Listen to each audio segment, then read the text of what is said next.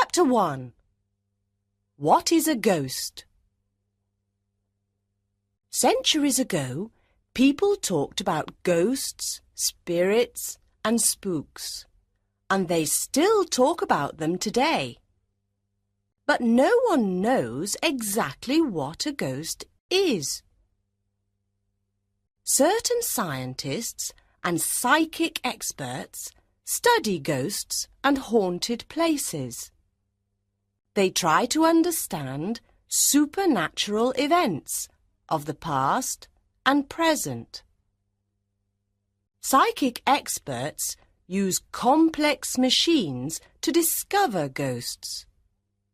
Others try to photograph ghosts. Sometimes ghosts appear in photographs and no one can explain why.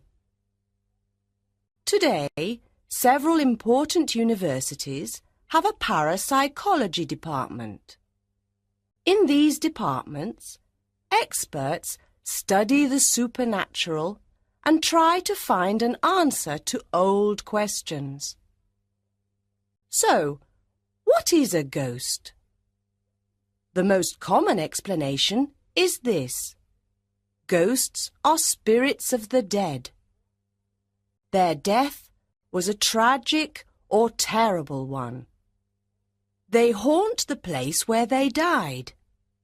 It can be a house, a castle, a theatre, a forest, a road, or a ship. They cannot rest in peace. Do ghosts really exist? What do you think? Read this book carefully and become a ghost investigator. Fill in the phantom file with your opinion after each case, and then decide. Chapter 2. The Horror of Berkeley Square.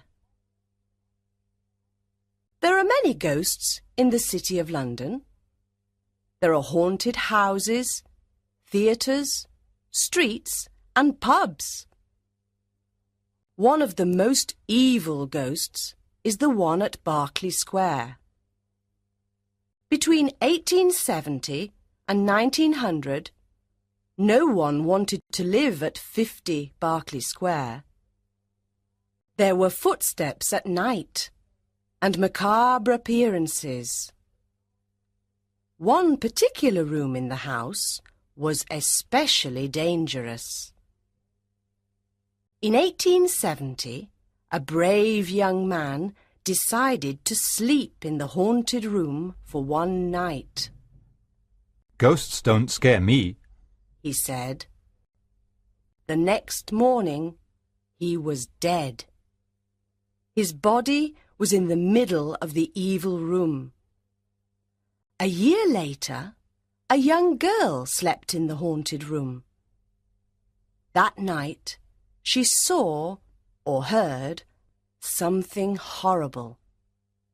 The next morning, she was mad. She could not speak about her horrifying experience to anyone. Lord Lyttelton was an English lord. "I don't believe in ghosts," he told his friends. "I will sleep in that house and nothing will happen to me." During the night, the people in the next house heard a gunshot. The next morning, Lord Lyttelton was terrified and told them, "Something came into the room from that corner. It was slimy and had an evil smell. I fired my gun at it, and the ghost disappeared. It was horrible.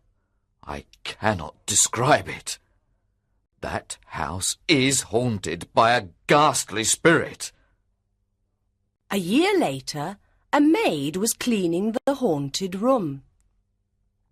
She did not know about the evil ghost. At midnight, horrible cries, "Ah!" came from the haunted room. The people in the house ran upstairs. They found the poor maid on the floor in convulsions. Her terrified eyes stared at a corner of the room. It was the same corner Lord Littleton indicated. The maid refused to speak. Her only words were, "What I saw was too horrible to describe." The next morning, she died at St. George's Hospital.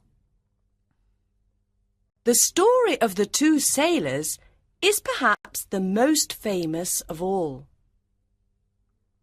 In 1875, two sailors arrived in London. They wanted to work on a ship. They had no money and nowhere to sleep. They walked around London and came to Berkeley Square. Look, said the younger sailor. there's an empty house. We can sleep there. The sailors entered the dark, empty house. They went up the stairs. The older sailor said, "This house is cold and dark. I don't like it. It scares me." Don't be silly. said the younger sailor. We have nowhere to sleep. Let's stay here. They slept in the haunted bedroom. In the middle of the night, they both woke up.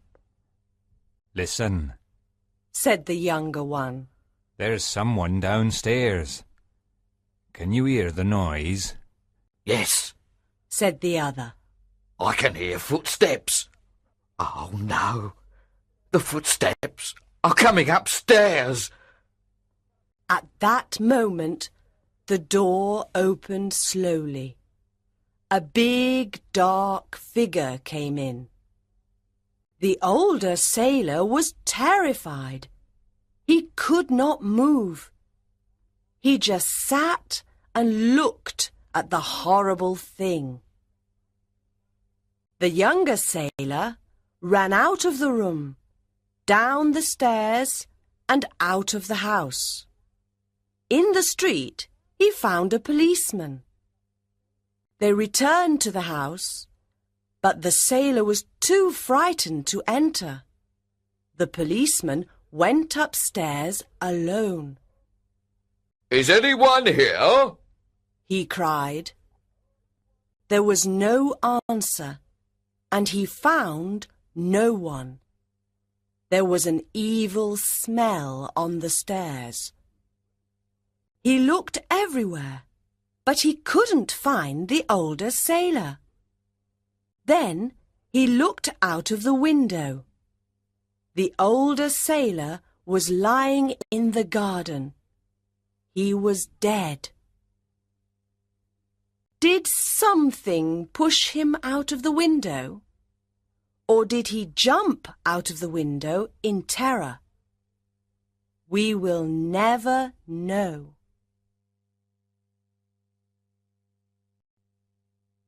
Chapter 3. Glamis Castle and its Ghosts.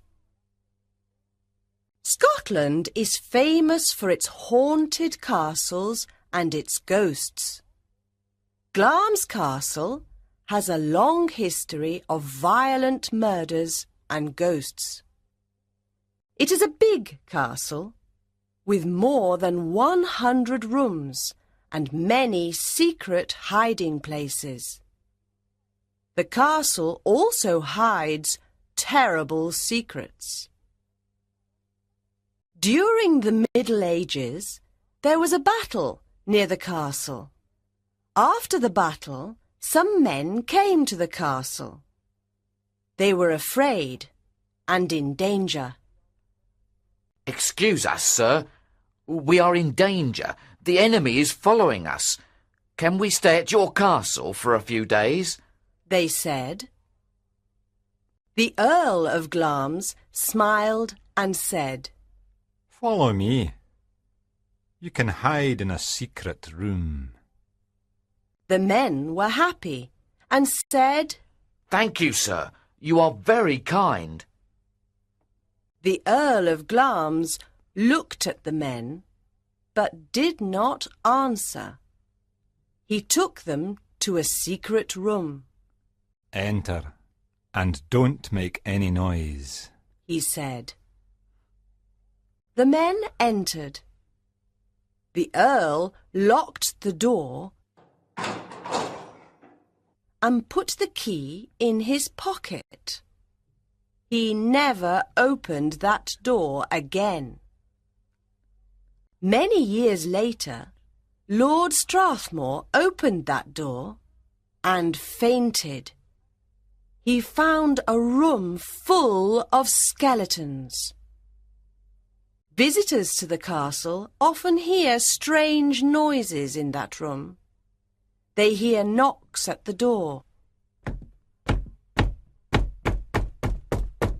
Perhaps the ghosts of the men want to get out. The Grey Lady is another ghost of Glamis Castle. Lady Janet Glamis lived during the reign of King James V of Scotland.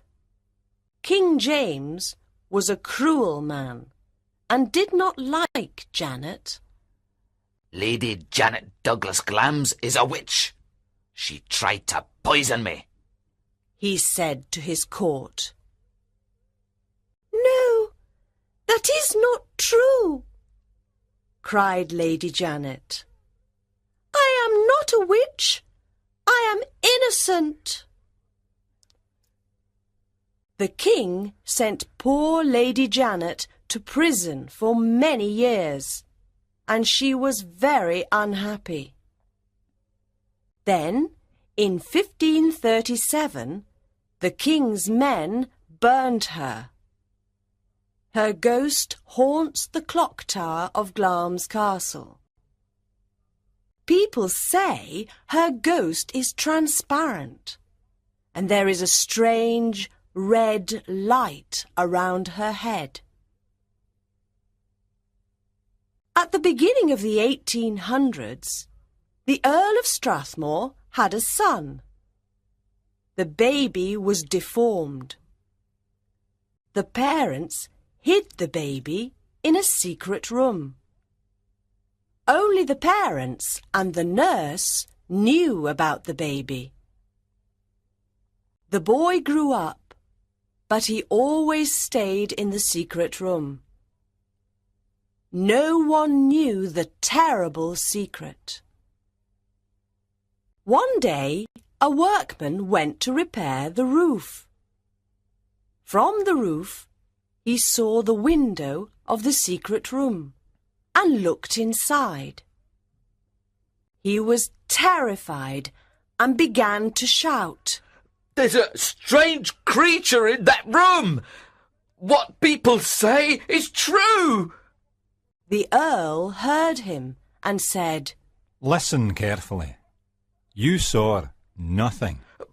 But, sir, I did! I saw a... You saw no one and heard nothing. Do you understand? I am sending you and your family away from Scotland. I don't want to go away, sir! Take your family and go to Australia. Here is lots of money. Now go. The next day, the workman and his family left Scotland.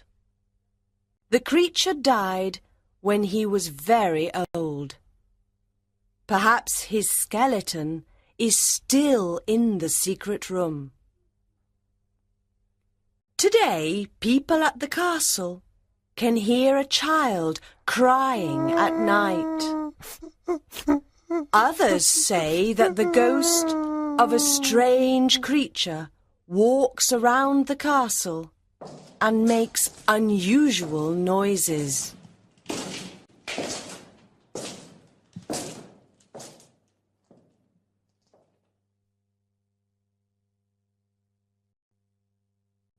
Chapter 4, Borley. A haunted village.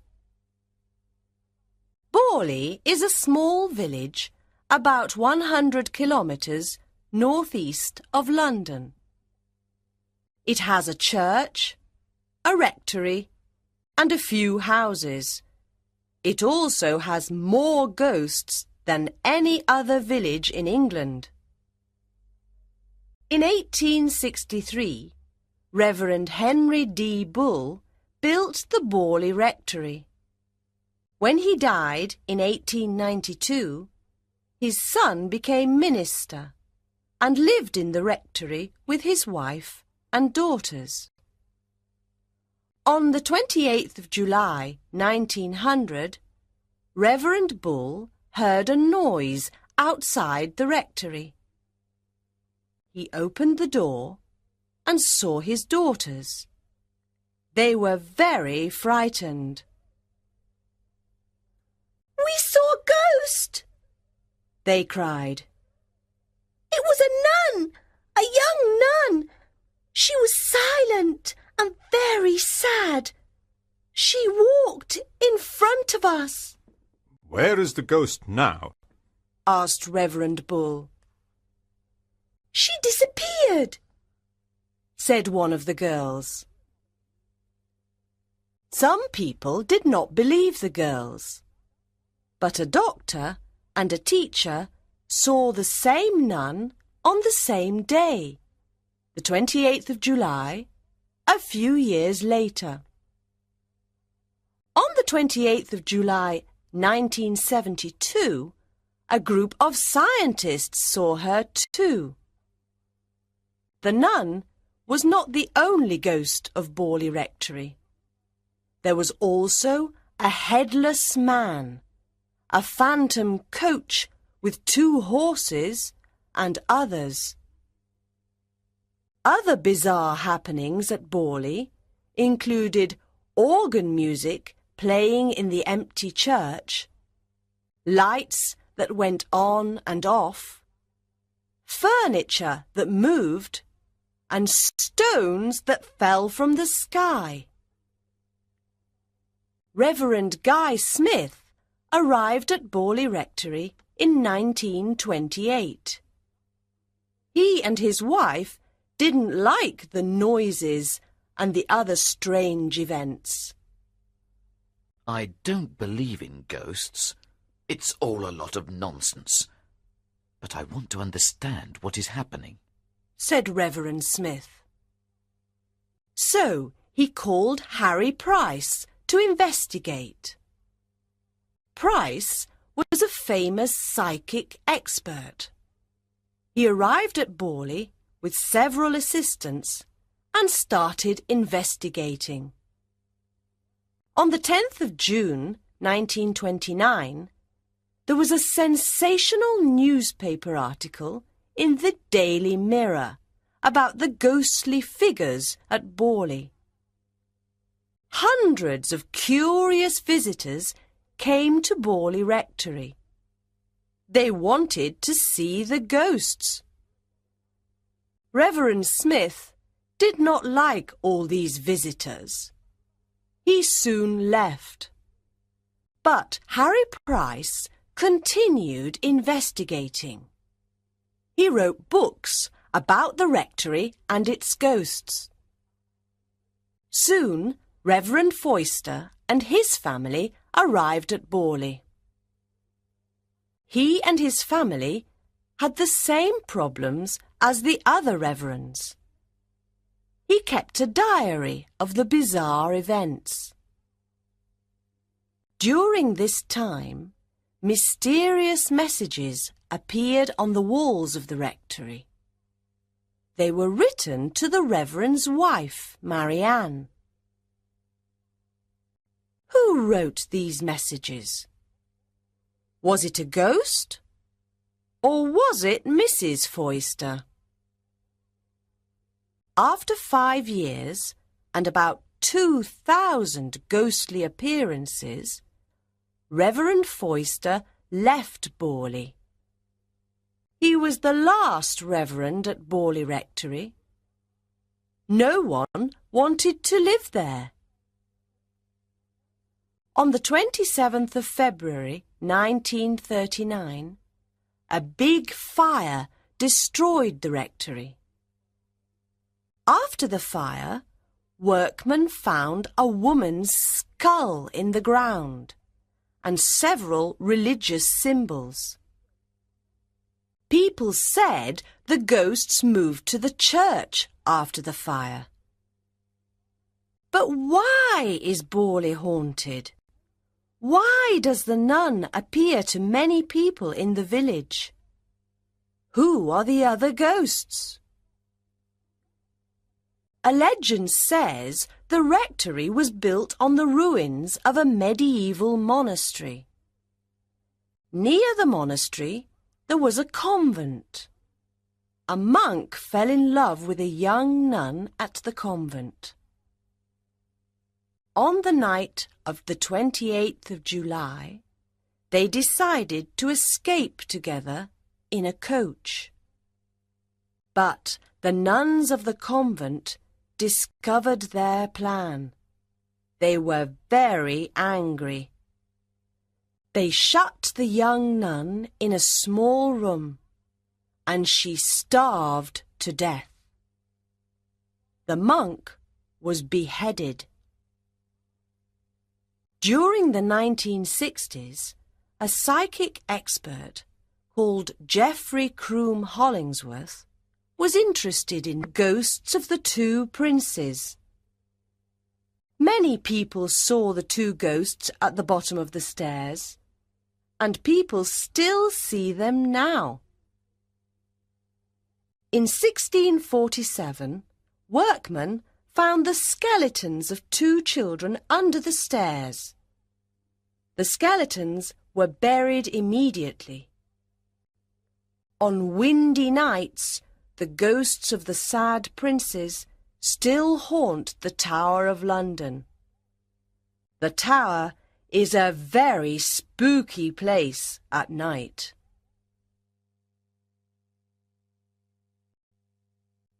Chapter 6. American Spooks.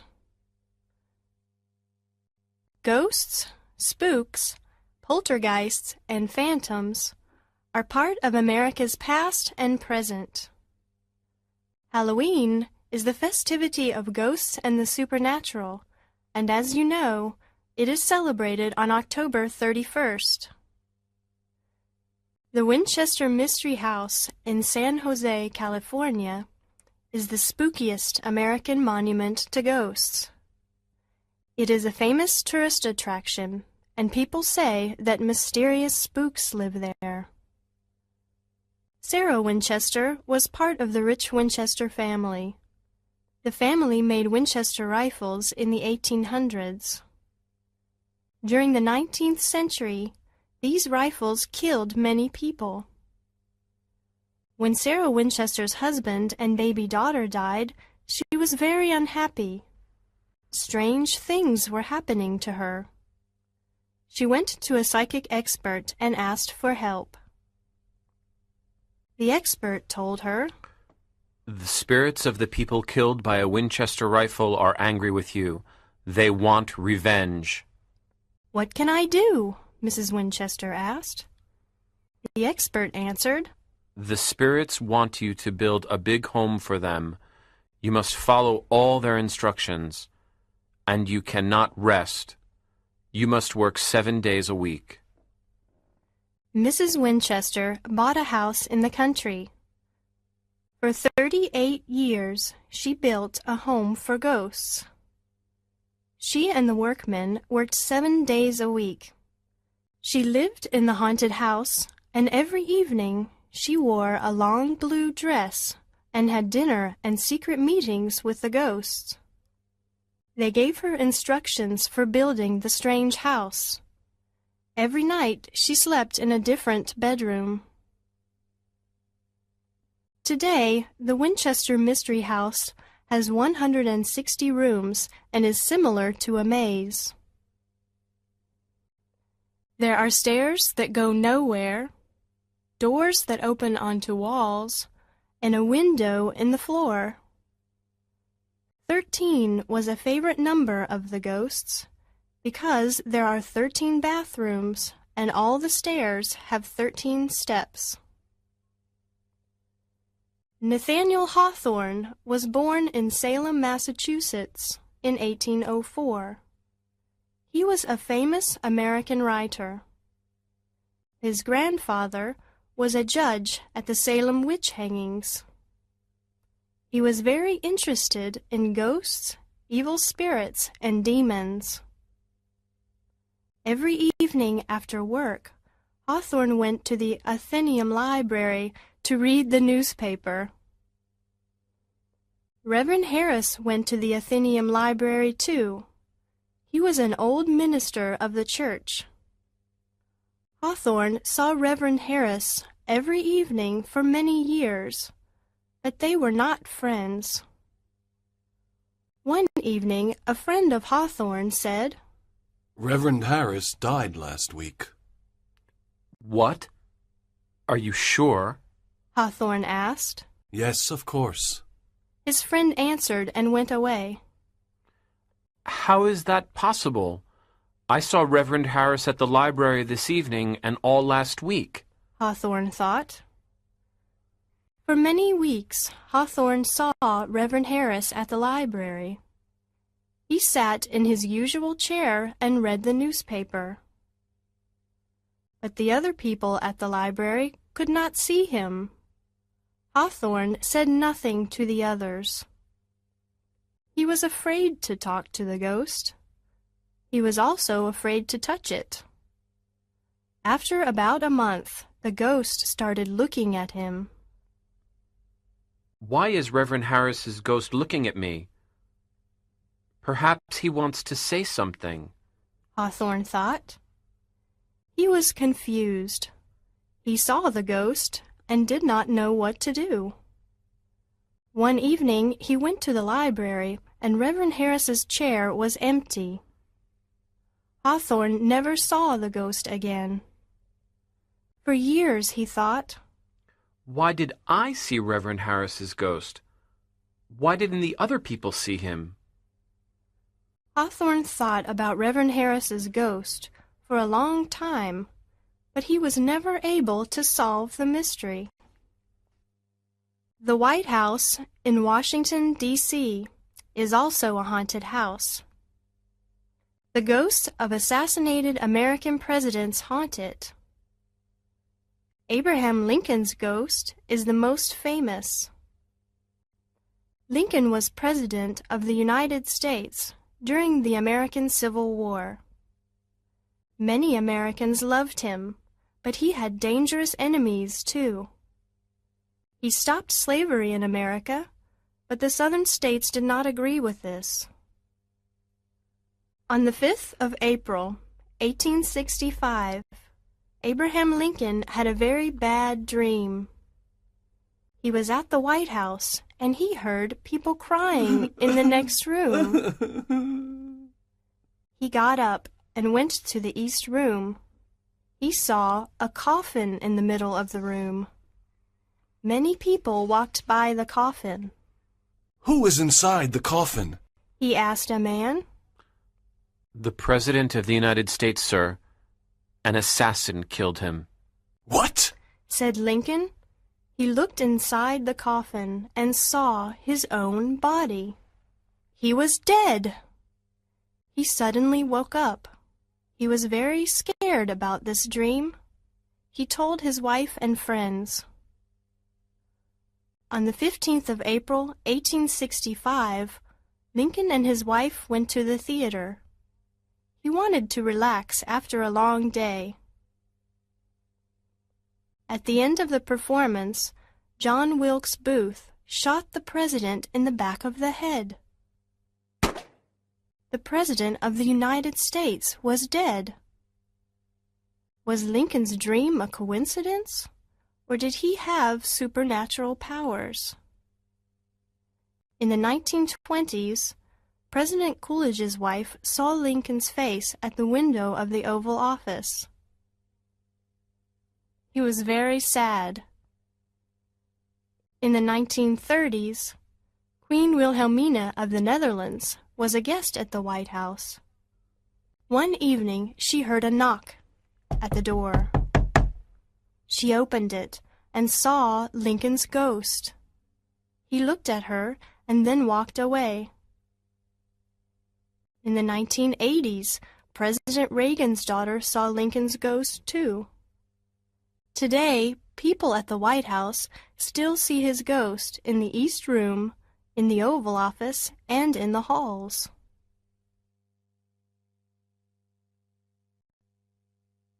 Chapter 7. Spanish Spirits. Maria, Juan, and Miguel Pereira lived in the village of Belmez in southern Spain. They were farmers. On the 23rd of August, 1971, Maria Pereira was in the kitchen of her home. Suddenly, she saw an image of a human face on the kitchen floor. She tried to wash the floor, but the face did not go away. It became more visible. It was the sad face of a man with big eyes. "Juan, come quickly! There is something strange on the kitchen floor," Maria cried. Her husband came quickly and looked at the floor. He was terrified. Oh no! What is this? A human face! Call Miguel! Juan said. Their son, Miguel, looked at the floor and said, "What's happening? This is macabre." Miguel took a hammer and destroyed part of the floor. But soon after, another face appeared, and then another. Miguel destroyed another part of the floor. But after a few days, other faces appeared. There were faces of men, women, and children of different ages. Sometimes small crosses appeared too. At other times, parts of the body were visible. A woman's hand with a flower. Soon everyone in Belmez knew about the mysterious faces. People came from other parts of Spain to see them. Many psychic experts were interested too. Professor de Argamosa of the University of Madrid started studying the faces. He also studied the chemical composition of the floor, but he found nothing unusual.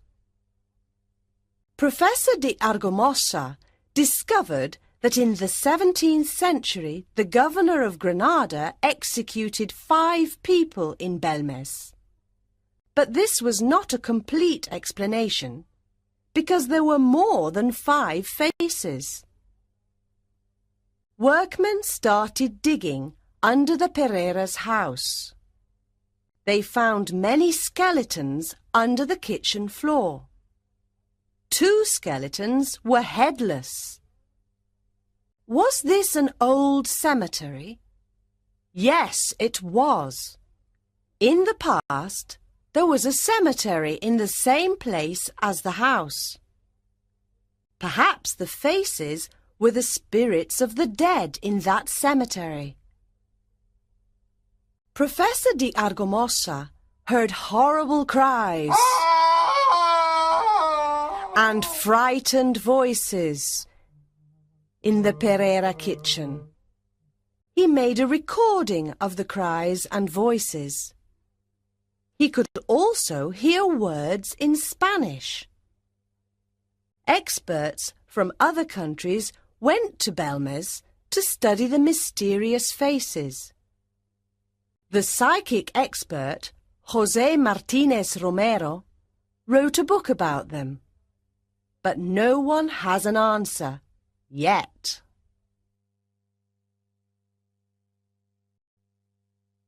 Chapter 8. Literary Ghosts. Ghosts and the supernatural are part of literature. Let's meet some famous literary ghosts. William Shakespeare used ghosts in several of his plays. In Hamlet, the castle guards see the ghost of Hamlet's father one night. Then the ghost speaks to Hamlet and tells him terrible things about his murder. Shakespeare's play Macbeth begins with 3 ugly witches. They tell Macbeth and Banquo strange things about their future. Later on in the play, Banquo's ghost appears at a banquet table and scares Macbeth. In Richard III, the sad ghosts of 2 boy princes appear to King Richard. He murdered them earlier in the play. In Julius Caesar, Caesar's ghost appears to remind Brutus of his crime. The American writers, Nathaniel Hawthorne and Edgar Allan Poe, were very interested in the supernatural and in spirits. Their stories often talk about ghosts, evil spirits, and demons. In Poe's stories, death and the supernatural are often present. In Eleanora, 1842, the ghost of Eleanora returns to give a message to the narrator. In Hawthorne's novel, The House of the Seven Gables, unhappy people and strange spirits live in an evil old house.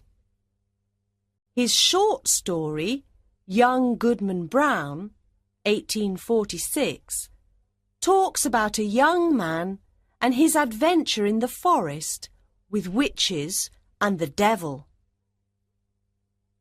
Charles Dickens's A Christmas Carol, 1843, is a complete ghost story with 4 ghosts. Jacob Marley and the ghosts of Christmas Past, Christmas Present, and Christmas Yet to Come. The ghost of Jacob Marley is an important character of the story. Wilkie Collins was a writer and a friend of Charles Dickens. He was the father of the modern mystery story. He also wrote a complete ghost story called The Haunted Hotel, 1879. At the end of the 19th century, the ghost story became a literary form. The Canterville Ghost, 1887, by Oscar Wilde, is an excellent example of a humorous ghost story.